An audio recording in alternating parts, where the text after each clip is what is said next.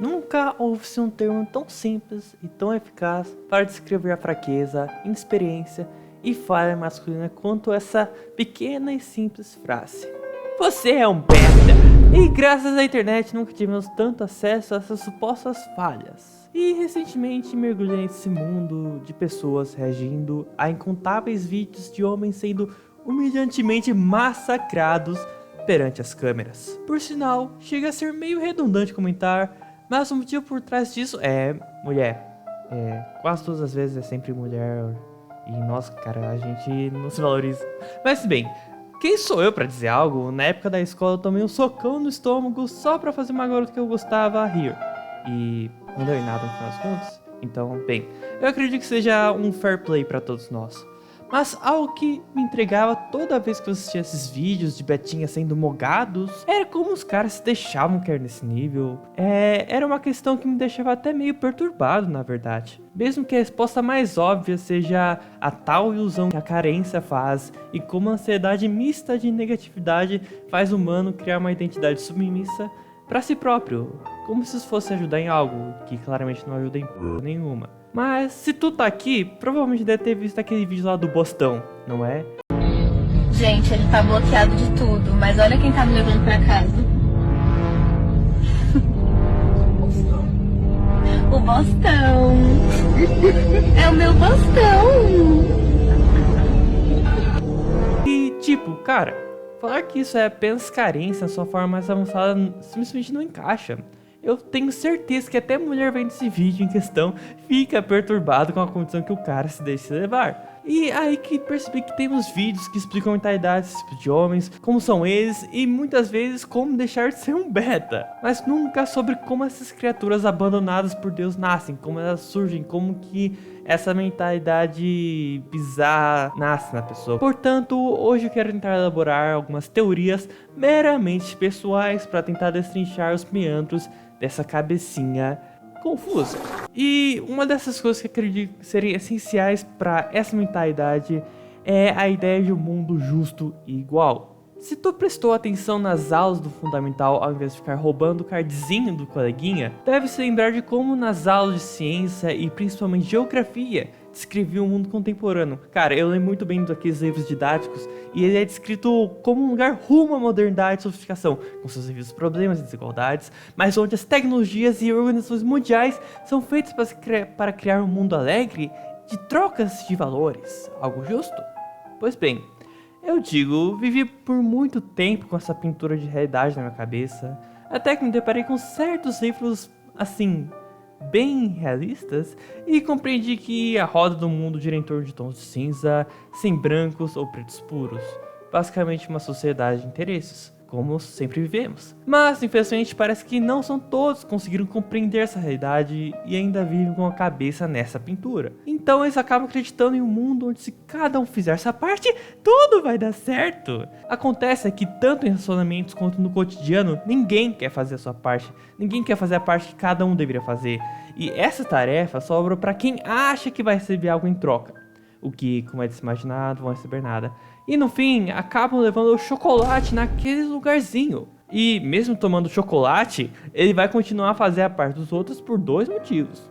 Ele sabe a realidade, mas teme se adaptar a ela. Ou dois, porque se acostumou tanto a receber esse sofrimento gratuito que se sente confortável em viver assim.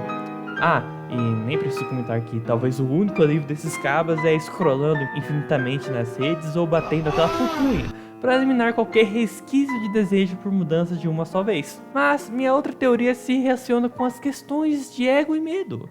Mas eu creio que seja mais pela parte do orgulho.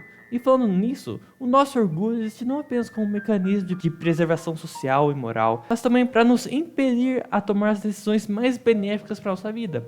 Por exemplo, se não fosse seu ego, tu não teria ações objetivos, você não teria um gosto específico por mulheres, ou sei lá, tipo, você não ia conseguir ver a diferença entre um carro todo fudido velho para um carro novo zero bala, já que em qualquer ambição existe um interesse interno egoísta. E adivinha, os homens beta não têm isso. A ideia do bonzinho tá tão enraizada na cabeça deles que o, entre aspas, ego deles serve apenas para saciar o desejo de continuar sendo assim.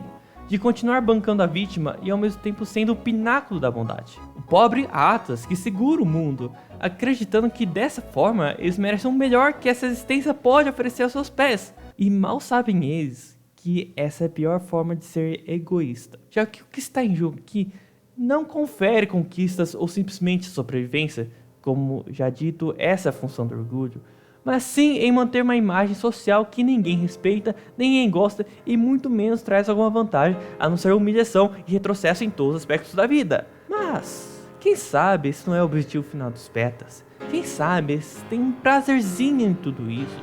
Em ser gados, em ser bonzinhos e principalmente em serem vulneráveis. Se esse for o caso, isso torna tudo muito mais nojento. Você tem prazer em ser um fracassado. E vou ser sincero, só um milagre para lavar a cabeça de um cara desses. Mas sabe uma coisa que um homem que não é beta faz? Deixar um like, se inscrever no canal para me apoiar com toda a sua hombridade definitivamente inquestionável que tu tem e possui. Mas enfim, para fechar com chave de ouro, temos a orientação parental. Sim, a família está envolvida intimamente na criação do homem beta. Quando trato da família, digo especificamente no ensino do certo ou errado e de outras morais por parte dos pais, coisas como, por exemplo, respeitar os passos dos outros, pedir desculpa por qualquer mínima inconveniência que tu achar ter causado e coisas afins. Apesar de ensinamentos terem sido expostos pensando no melhor para você, eles acabam no final ferrando sua vida, criando uma esfera de timidez na tua cabeça, criando pensamentos como: ai, será que vão me ver mal? Talvez eu tenha atrapalhado em algo. Será que vão gostar de mim? E por aí vai. E claro, a repetição diária desses pensamentos acaba se tornando uma afirmação. E com a afirmação vem a crença, que por fim se torna uma identidade. Talvez muitos dos bonzinhos, vulgo betas, acabam cultivando todo aquele ego disfuncional por conta dessa autopreservação exacerbada que é a timidez. E como esse estado mental torna qualquer investida na vida, seja, por exemplo, em começar algo novo, conhecendo as pessoas, ou falar com aquela menina que tu já é amigo dela há mais de 2 meses.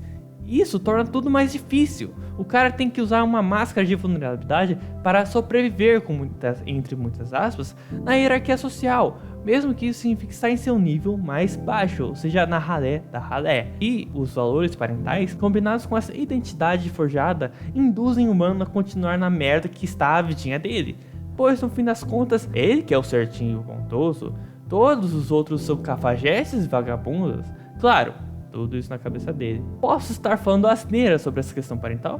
Posso, claro, já que a criação que cada um teve nunca é a mesma, mas certamente quando ela é fraca ou com a ausência de, por exemplo, uma figura forte tanto de mãe como de um pai, o filho acaba instintivamente por buscar alguma referência no mundo, na internet, nos forteanos da vida, nos servidores do Discord, se você me entende bem. E aí, como a mente da criança ainda não possui valores e ideias fortes e é muito maleável, é algo que ainda está em crescimento, em construção, ela acaba se tornando no futuro um clone da referência escolhida, acreditando nos mesmos valores, morais e atitudes do primeiro. E nem preciso explicar que, se depender da referência, as coisas não acabam bem no final, né? Mas enfim, aqui deixo as minhas suposições e teorias sobre como esse tipo de mentalidade masculina surge. Sinceramente, cara, eu estava com saudade de gravar e escrever sobre esses temas que envolvem orgulho e atitudes humanas, pois geralmente acabo viajando muito quando eu vou criar roteiro sobre, é um prazerzinho meu. Enfim, eu encerro o vídeo por aqui, desejo a todos um ótimo dia, tarde, noite e até breve.